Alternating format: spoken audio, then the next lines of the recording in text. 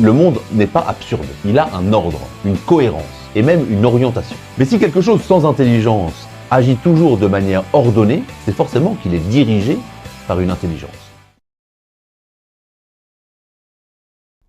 Parlons maintenant de la cinquième voie, par l'ordre du monde et l'intelligence créatrice.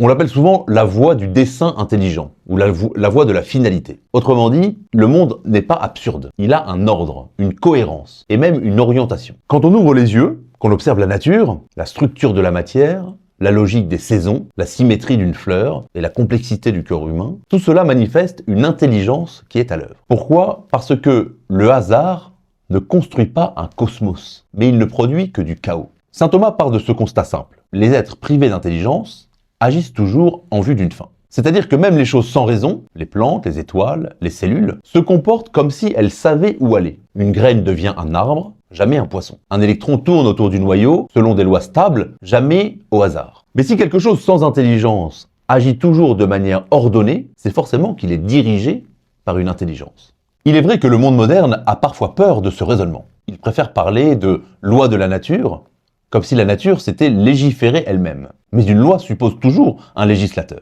Et une logique suppose toujours un esprit logique. Les lois de la nature ne s'expliquent pas par elles-mêmes. Elles témoignent d'un ordre, donc d'une pensée. Certains scientifiques non-croyants l'ont reconnu. Fred Hoyle, astrophysicien, disait par exemple « Dire que la vie est née par hasard revient à dire qu'un ouragan soufflant dans un dépôt de ferraille pourrait assembler un Boeing 747. » Et si cet ordre n'est pas le fruit du hasard, il faut bien admettre qu'il est le signe d'une intelligence créatrice. Remarquons que cette cinquième voie n'oppose pas la foi à la science. Au contraire, elle les réconcilie. Car plus la science découvre les lois du monde, plus elle révèle l'intelligence du réel. Et cette intelligibilité suppose une source, un esprit. Saint Augustin le disait déjà, si les choses sont belles, combien plus belle doit être leur source. Et c'est cela qui donne sens à notre propre existence. Nous ne sommes pas des accidents, mais nous sommes voulus.